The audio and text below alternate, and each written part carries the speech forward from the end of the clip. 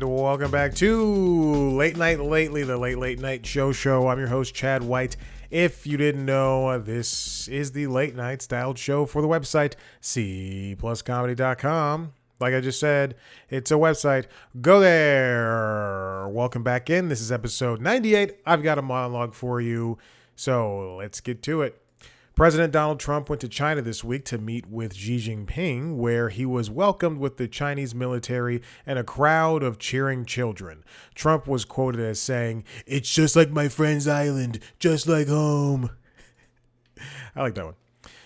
That's right, President Trump was in China this week for a visit where I'm sure he begged for General Tso's chicken and fortune cookies. You know, they just call it food over there. 2 Trump impressions. There you go. Get ready for a third. The Trump administration is remodeling the Lincoln Memorial reflecting pool by painting the bottom blue and replacing aged architecture. All so Trump can reenact his favorite scene from Mulan. Look at me. I will never pass for the perfect president or the perfect father. Worth it. That Photoshop took 10 minutes. Watch the video. The Americans who were on the cruise ship that was struck with the hantavirus landed in Omaha, Nebraska, where a majority of them will be held in 40-day isolation. Hopefully, they're allowed to contact their waifus. Seeing the joke there. That was the first one I wrote this week, and all week I've been calling it the hantavirus. And it sounds like hentai, but it's hanta, and it's all incorrect. At this week's PGA Championship in aerodynamic, pro golfer Garrick Higgo was given a 2-strike penalty that kept him out of the top spot after arriving late to his tee time. And after pronouncing aerodynamic and Garrick Higgo, I'm pretty sure I had 2 strokes. And finally, ChatGPT will give users financial advice if they connect their bank account to the AI tool. I tried it, and even ChatGPT wouldn't date me. Hi, Chad. You just don't make enough money. But you're a real nice guy. And that's all the jokes I have for you. Thank you for listening. This is episode 98. I wrote that PGA. I wrote the hantavirus joke like Monday, and I was like, okay, do something with hentai. That's all I wrote. I wrote everything up. I wrote the setup, and then I did an ellipses, and that's how I know that I have not done a response to the joke yet. I wrote the ellipses, and then I just wrote something with hentai. And then all week long, I did nothing with it. I was adding jokes. I was deleting jokes to the docket. And then I get to this point, and I go, I guess I don't know what I'm doing. Much like life. All right, what happened this week in late night? Well, Kimmel was off. He was in New York for the upfronts and for Stephen Colbert to appear on the show. For the Tonight Show, Fallon, everybody took Monday off except for Colbert, because everybody was going to appear on the show that night. And by everybody, I mean the other hosts, except for The Daily Show. The Daily Show still went on. Okay, so for Fallon this week on Tonight Show, he only had 3 days worth of shows, it looks like. Sigourney Weaver and Andrew Rannells were there, and they played Password. It was a really fun round. The Black Keys performed. Good band, bad guys, is what I say. They were so rude at the that one Rock and Roll Hall of Fame. And I just have never... I look down on them for that, but they're a good band. Jim Parsons was there as well. Chance Crawford was there. Livy Doon. Vincent Mason performed. Colin Jost, Sienna Miller, and AZ and Nas performed as well. It's always nice to see Nas. I love Nas. He's one of my favorite rappers. He's the reason I started a New York playlist, New York rappers playlist. It's full of everybody you think that's going to be on there. True, everybody that's in New York.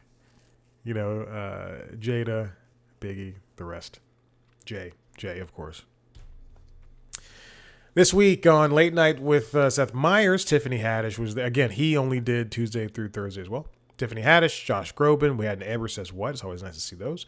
Billy Eichner. And Billy Eichner read an excerpt from his new book. I think it's called Billy on Billy. Is that what it's called? Something like that. But he was very nervous reading this excerpt.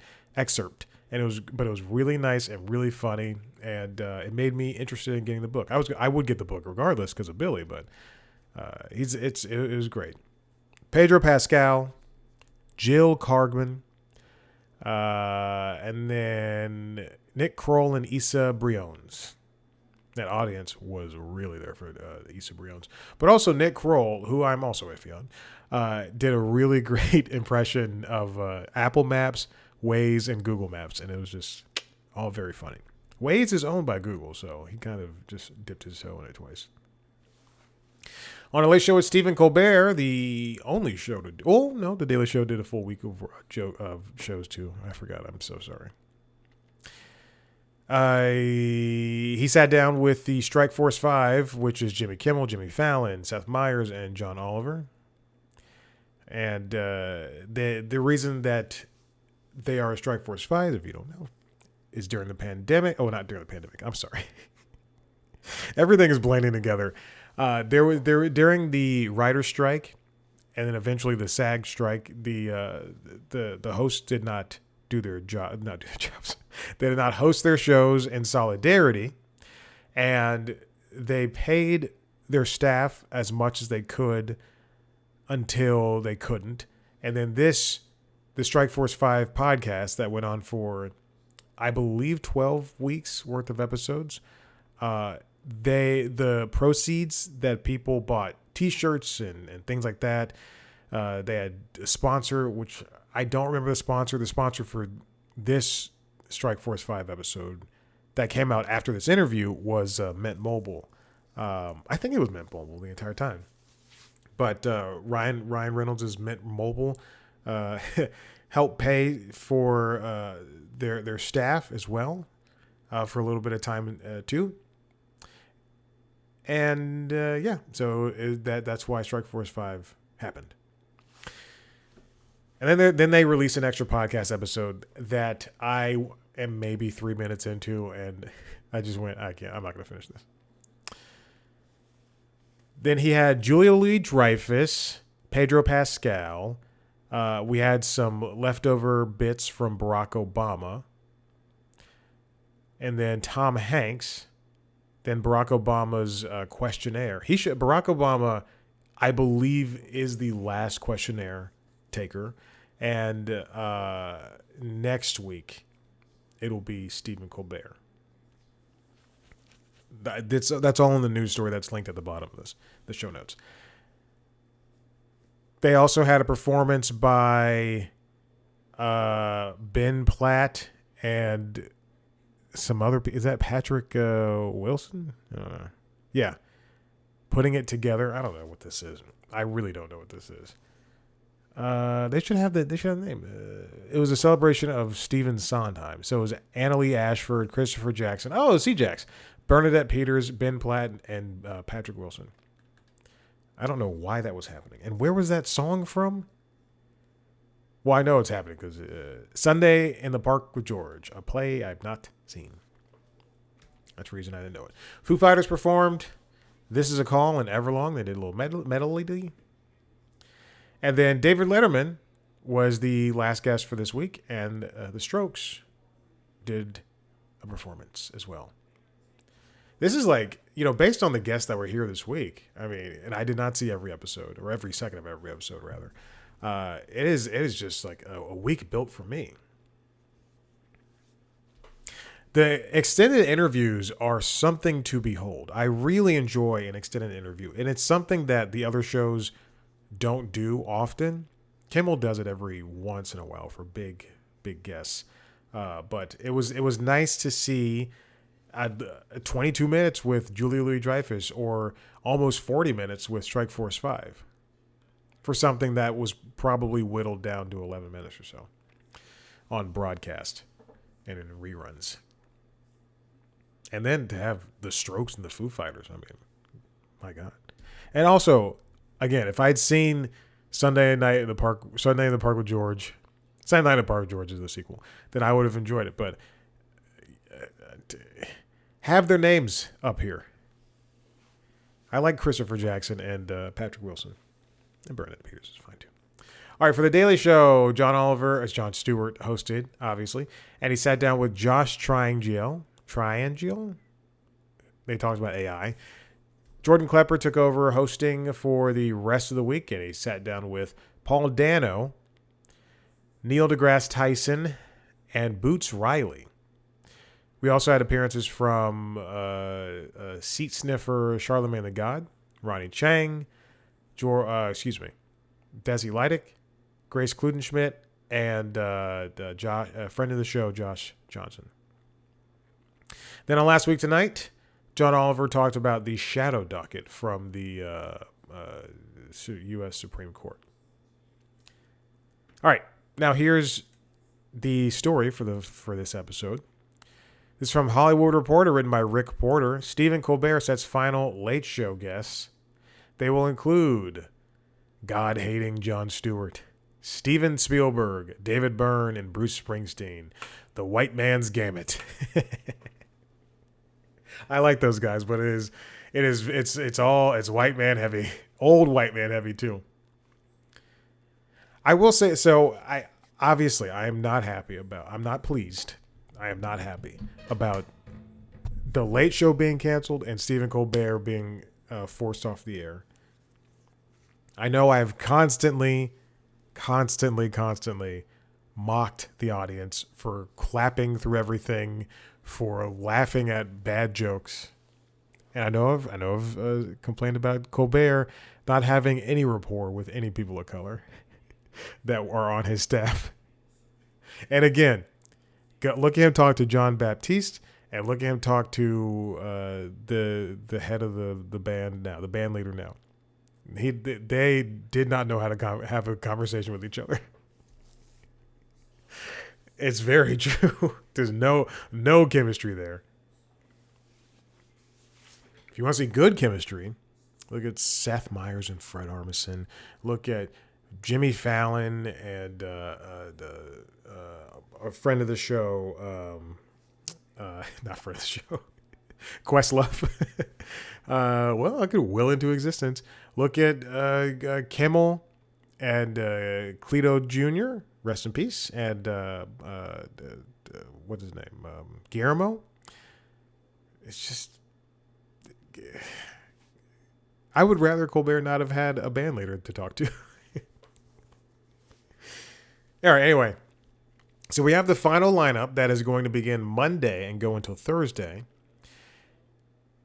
I don't know if I mentioned this. Actually, I don't even know if this was even a thing. But both Kimmel and Fallon will not be doing episodes on Thursday, so that all eyes will be focused on Colbert.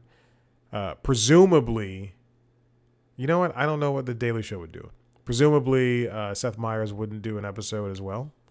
And then, so Thursday will be the last episode of The Late Show forever. For the Letterman, when Letterman was, first of all, I thought Letterman would be the final guest.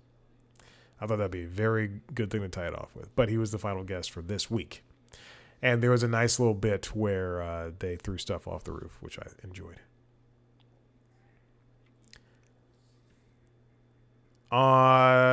So this isn't the full lineup. There's going to be surprises, obviously. On Wednesday, May 20th, for instance, the listings say Colbert will subject himself to the Colbert questionnaire, with special guests asking the questions. I'm sure it was just guests that were already on the show and they did it backstage. Or maybe, surprise, for the last episode of Letterman's Late Show, people came out, and I remember it was a whole big celebration. So Monday, we'll see the worst of the Late Show.